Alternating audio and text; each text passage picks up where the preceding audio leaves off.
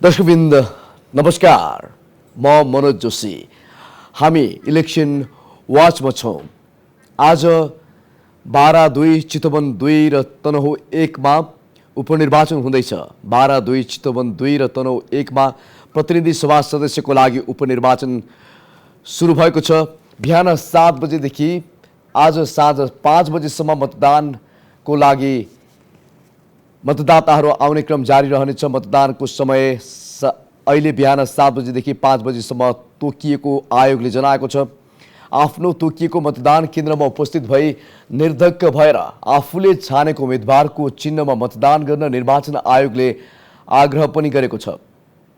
तनहुँ 1 बाट निर्वाचित कांग्रेस नेता रामचन्द्र पौडेल राष्ट्रपति र 12-2 बाट निर्वाचित जसपा नेता राम सहाय प्रसाद यादव उपराष्ट्रपति बनेपछि ती दुवै निर्वाचन क्षेत्र रिक्त भएका थिए। यस्तै चितवन 2 बाट निर्वाचित राष्ट्रपा सभापति रवि लामिछानेले आफ्नो नागरिकता प्रकरणमा सांसद पद गुमाएका थिए। त्यसपछि हुन लागेको उपचुनाव अन्तर्गत तनहुँमा कांग्रेसका गोविन्द भट्टराई, एमालेका सर्वेन्द्र खनाल, रासोपाका डाक्टर स्वर्णिम वाग्ले अहिले चुनावी मैदानमा तनहुँमा रहेका छन्। त्यस्तै बारामा जसपाका उपेन्द्र यादव, जनमतका शिवचन्द्र कुशवाहा, एमालेका पुरुषोत्तम पौडेल, रासोपाका रमेश खरेल, आम जनता पार्टीका अरुण गेवाली लगायत उम्मेदवार प्रतिस्पर्धामा छन्। चितवनमा एमालेका रामप्रसाद न्यौपाने, कांग्रेसका जितनारायण श्रेष्ठ, रासोपाका लामिछाने लगायत उम्मेदवार प्रतिस्पर्धामा रहेका छन्। प्रतिनिधि सभा सदस्य उपनिर्वाचन हुने 3वटा निर्वाचन क्षेत्रमा आज सार्वजनिक विदा समेत दिएको छ। दर्शकवृन्द, हामी इलेक्सन वाचमा छौँ। गएको मङ्सिरमा सम्पन्न आम चुनावपछि विकसित विभिन्न राजनीतिक घटनाक्रमका कारण आजको उपनिर्वाचनलाई राजनीतिक दलहरूको ताजा जनादेशको परीक्षणको रूपमा पनि जनताले लिएका छन्। संवैधानिक व्यवस्था अनुसार सांसदको पद रिक्त भएको 6 महिनाभित्र उपनिर्वाचन गर्नुपर्ने हुन्छ। राष्ट्रिय स्तरमा चर्चित कतिपय प्रभावशाली नेताहरू चुनावी मैदानमा रहेकाले उपनिर्वाचनले देशभरकै ध्यान खिचेको छ। विशेष गरी तनहुँमा नेपाली कांग्रेसबाट विद्रोह गरेर गएका डाक्टर स्वर्णिम वाग्ले राष्ट्रिय स्वतन्त्र पार्टीबाट मैदानमा उत्रिएपछि तनहुँमा कांग्रेसको विरासत तोडिने हो कि भन्ने आशंका पनि गरिएको छ।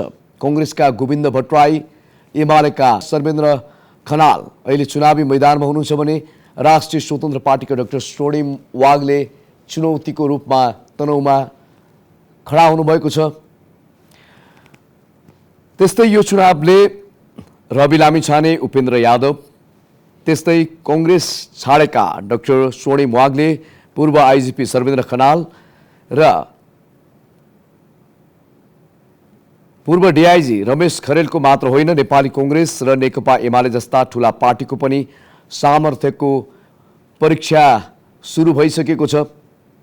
पूर्व आइजिपी हुनुहुन्छ दर्शकवृन्द सर्वेन्द्र खनाल, उहाँ तनहुँमा एमालेका उम्मेदवार बन्नुभएको छ। डाक्टर स्वर्णिम वाग्ले राष्ट्रिय स्वतन्त्र पार्टीबाट आउनुभएको छ। त्यस्तै गोविन्द भट्टराई नेपाली कांग्रेसबाट हुनुहुन्छ, सत्ता गठबन्धनबाट। चितवनको निर्वाचनले पनि एक किसिमको माहौल तताएको छ। रवि लामिछाने अहिले चितवनमा आइसकेपछि गत प्रतिनिधि सभाको निर्वाचनमा उहाँले जिते पनि उहाँको नागरिकता मुद्दामा केही गडबड भएपछि फेरि त्यहाँ निर्वाचन दोस्रो पटक निर्वाचन भएको छ। त्यस्तै बारामा पनि त्यहाँको माहौल तताएको छ निर्वाचनले। अब हामी तपाईलाई दर्शकवृन्द 12 तिर जोड्दैछौँ। बारामा सुरु भएको उपनिर्वाचनको त्यहाँको अहिलेको माहौल कस्तो छ? हाम्रा संवाददाता सफल खतिवडा, माफ गर्नुहोला, दिवाकर भण्डारी, सफल खतिवडा पनि हाम्रा संवाददाता बारामा हुनुहुन्छ। तर अहिले हामीले कुराकानी गर्दैछौँ दिवाकर भण्डारीसँग। दिवाकर भण्डारी अहिले हाम्रो सम्पर्कमा हुनुहुन्छ। दिवाकर, अहिले बारामा निर्वाचन सुरु भइसकेको अवस्थामा त्यहाँको माहौल कस्तो छ? मनोज, यति बेला म यो बाराको महागढीमाई 1 स्थित गढीमाई महेन्द्र उच्च माध्यमिक विद्यालयको यो मतदान केन्द्र बाहिर छु।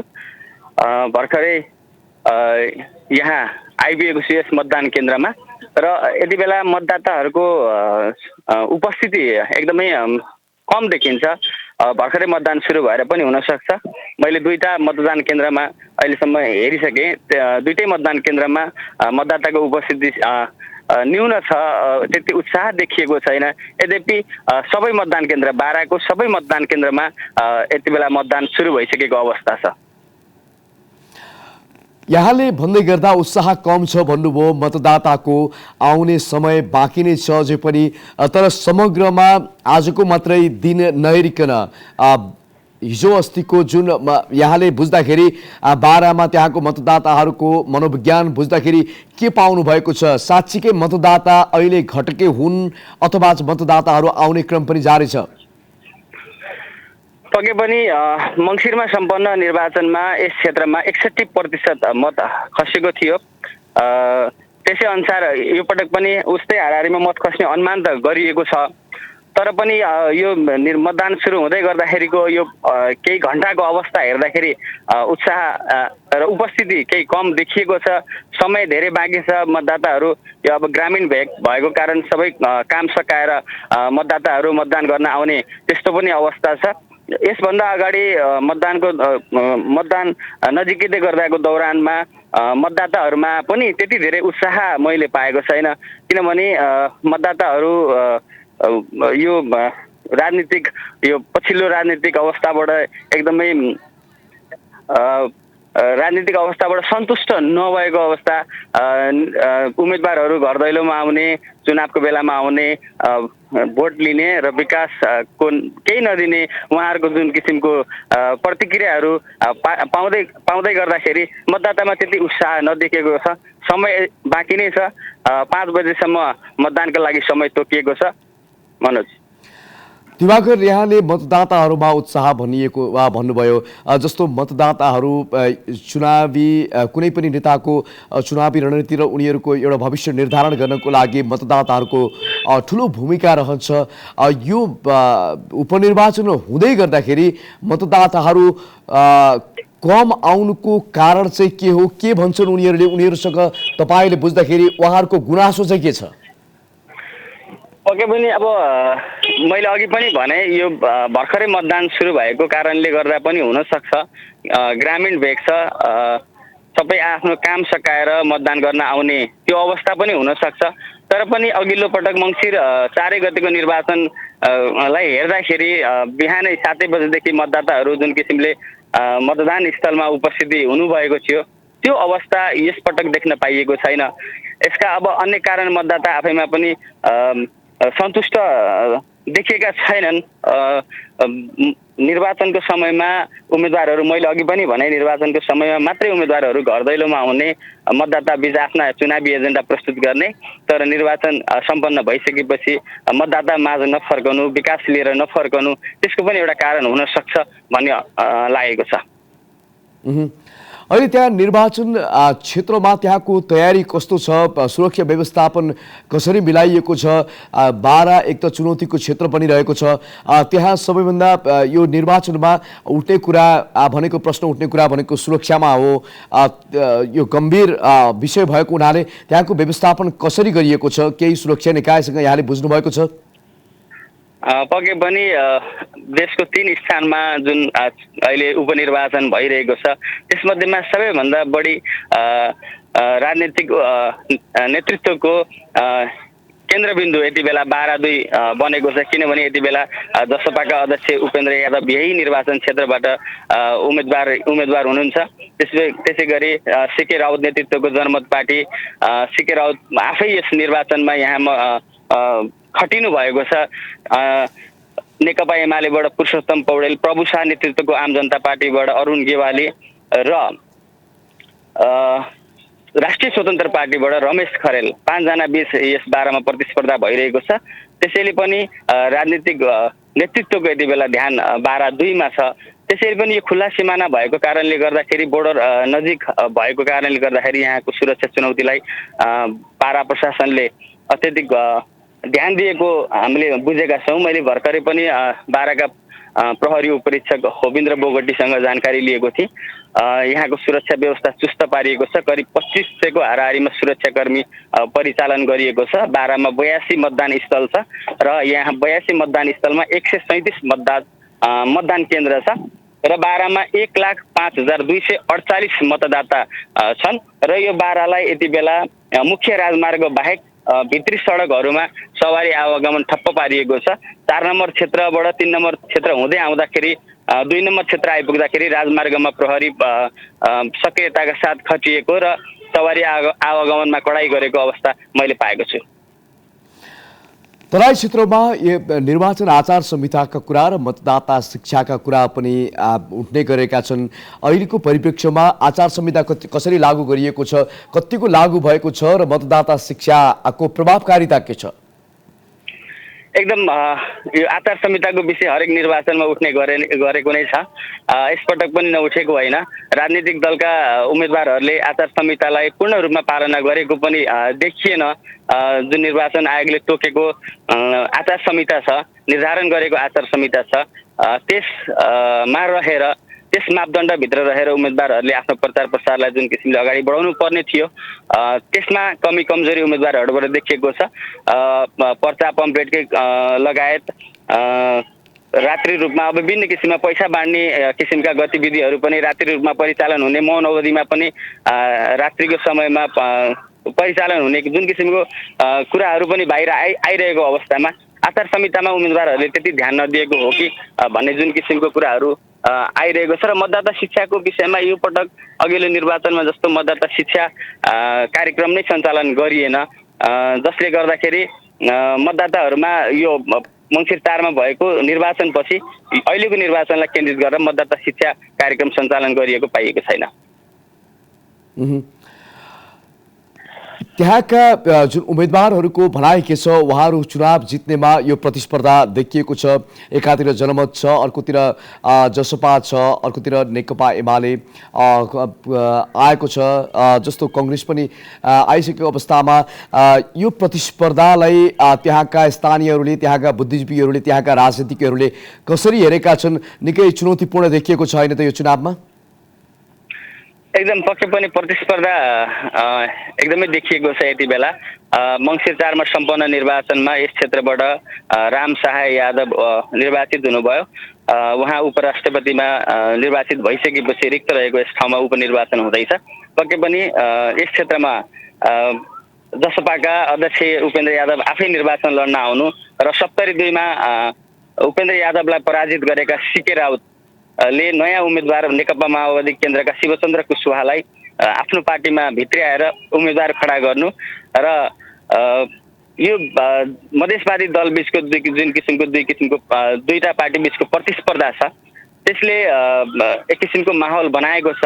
त्यसमा पनि नेकपा एमाले पोलिट ब्युरो सदस्य एवं पूर्व मन्त्री पुरुषोत्तम पौडेललाई यति बेला उम्मेदवार बनाएर पठाएको छ। स्वतन्त्र पार्टीबाट रमेश खरेल आफैमा यो छिमेकी जिल्ला पर्सा जिल्लामा एसपी हुँदाखेरि बसेर जानुभएको र छिमेकी जिल्लामा उम्मेदवार भएर आउनु भएको छ। पक्कै पनि एक किसिमले यो प्रतिस्पर्धा निकै रोचक देखिन्छ। अब यसमा आम मतदाताले पनि यति बेला भन्न सक्ने अवस्था छैन। यो राजनीतिक नेतृत्वले पनि आफूले आफ्नो प्रतिष्ठाको लडाईँको विषय यति बेला यो 12-2 बनाएको देखिन्छ। उम्मेदवारहरू कतिको ढुक्क छन्? पक्कै पनि उम्मेदवारहरूसँग प्रतिक्रिया लिँदाखेरि उहाँहरू सबैजना म चुनाव जित्छु भन्नेमा ढुक्क हुनुहुन्छ। उहाँले आफ्नो प्रतिस्पर्धी नै नभएको भनेर उम्मेदवारहरूले दाबी गरिरहनु भएको छ। यद्यपि मैदानमा 5 जना प्रतिस्पर्धी हुनुहुन्छ। विगतको निर्वाचन र आज भएको निर्वाचनलाई तुलनात्मक रूपमा हेर्नुपर्दा यहाँले भिन्नता के पाउनु भएको छ? मैले अघि पनि भने अघिल्लो मङ्सिर 4 मा भएको निर्वाचनमा एक किसिमको देशै निर्वाचनको माहौलमा थियो। पक्कै पनि त्यति बेला निर्वाचनको रौनक अझै बढी हुने नै भयो र यो उपनिर्वाचन यति बेला भइरहेको छ। 12 को 4 वटा क्षेत्रमध्ये एउटा क्षेत्रमा उपनिर्वाचन भइरहेको छ। मैले अघि पनि भने यो मतदान केन्द्रमा जुन किसिमको मतदाताको उपस्थिति हुनुपर्ने थियो या देखिएको थियो यसभन्दा अगाडिको निर्वाचनमा, यो निर्वाचनमा केही कम मैले पनि महसुस गरेँ। म भर्खरै 2टा मतदान केन्द्र मात्रै घुम्न पाएको छु। महागढीमाईको 2टा मतदान केन्द्र घुम्न पाएको छु। यो 2टा मतदान केन्द्रमा उपस्थिति, एउटा मतदान केन्द्रमा 1000 मतदाता रहेको मतदान केन्द्रमा करिब 1.5 घण्टासम्म 60 मत मात्रै खसेको अवस्था छ। यसले पनि बताउँछ मतदाताको उपस्थिति निकै न्यून छ। त्यहाँ मैले प्रतिक्रिया पनि लिएको थिएँ प्रहरी प्रशासनसँग, त्यहाँ खटिनुभएका प्रहरी प्रशासनसँग। मतदातामा उपस्थिति देखिँदैन। लगभग मतदाताको लाइन जुन किसिमको हुनु पर्थ्यो लाइन पनि खाली थियो। त्यहाँ एकदमै त्यति धेरै भिडभाड नभएको अवस्था थियो। त्यो एउटा मैले महसुस गरेँ। मतदाताको उपस्थिति कम हुनुले पनि मतदातामा त्यति उत्साह नभएको हो कि भन्ने एउटा अनुमान लगाउन सकिन्छ। दिवाकर, जति पनि बारामा राजनैतिक दलका नेताहरू त्यहाँबाट चुनाव जितेर भनिन्छ त्यहाँका तराईका सोझा साझा जो जनताहरूलाई भर्याङ बनाएर माथि पुग्छन्, त्यसपछि तराईलाई बिर्सिन्छन्। मधेसमा एक किसिमको राजनीतिक स्थल बनाएर उनीहरू केन्द्रमा बस्छन्, त्यहाँबाट फाइदा लुटिरहेका छन् भनिन्छ। तराईको विकास निर्माणको अवस्था आजसम्मको हेर्दाखेरि समस्याहरू के छन् र त्यहाँ गर्नुपर्ने चुनौतीहरू के देखिएको छ, जुन मैले भनिरहँदाखेरि यो कुरामा कतै सत्यता त छैन भन्ने प्रश्न पनि उठ्छ। पक्कै पनि आम मतदाताको गुनासो पनि यही नै छ। यो मतदान निर्वाचन नजिकै गर्दाको दौरानमा हामी पनि यो मतदान क्षेत्रमा निर्वाचन क्षेत्रमा घुम्यौँ। यहाँको अवस्था, यहाँको मतदाताहरूको प्रतिक्रिया बुझ्दाखेरि, यहाँको पूर्वाधारको अवस्था हेर्दाखेरि निकै दयनीय अवस्था छ। किनभने सडकहरू जुन किसिमले अहिले पनि कच्ची सडकहरू छ, पूर्वाधार चाहिँ सम्पन्न हुन सकेको छैन, पिच भेट्न सकिँदैन, ढलान सडक भेट्न सकिँदैन, अवस्था एकदमै त्यस्तो अवस्थामा छ।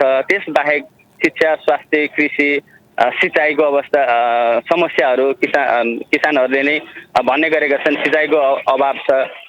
कृषिका लागि हामी वातावरण बनेको छैन। शिक्षा स्वास्थ्यमा त्यति पूर्वाधार बन्न सकेको छैन। यो किसिमले मतदाताहरूमा यस्तो किसिमको गुनासो सुनिएको छ। भोट दिन्छौँ हामी तर हामीलाई विकास देऊ भन्ने प्रतिक्रियाहरू उहाँहरूबाट पाइरहेको र यहाँबाट चुनाव जितेर मतदातालाई प्रयोग गर्ने, भोटका लागि प्रयोग गर्ने र चुनाव जितिसकेपछि फर्केर नआउने जुन किसिमको उम्मेदवारहरूको यो एउटा परिपाटी बनेको छ। त्यसले गर्दाखेरि यो विकास निर्माणले त्यति धेरै जति गति लिनुपर्ने थियो त्यो अवस्था भने देखिँदैन।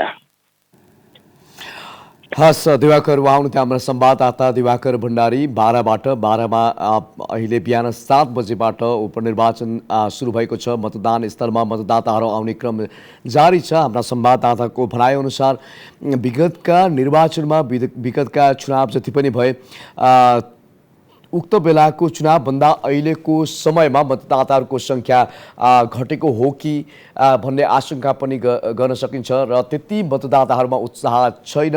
र हुन त बेलुका साँझ 5 बजीसम्म मतदान प्रक्रिया जारी रहनेछ र साँझ 5 बजीसम्म अझै पनि मतदाता आउने अपेक्षा निर्वाचन अधिकृतहरूले पनि गरेका छन् र अहिले त्यहाँको मतदान स्थलहरूमा सुरक्षा व्यवस्था निकै कडा पारिएको छ। त्यहाँका जो क्षेत्रहरूमा सडकहरू बन्द गरिएका छन् भने निर्वाचन प्रक्रिया पनि जारी छ। निर्वाचनको अन्तिम मत परिणाम 2 देखि 3 दिनमा आउने निर्वाचन आयोगले बताइसकेको अवस्थामा निकै चर्चाको विषय बनेको यो निर्वाचनको परिणाम के हुन्छ त्यो भने त्यसको अन्तिम रिजल्टसम्म कुनै पनि हुन्छ।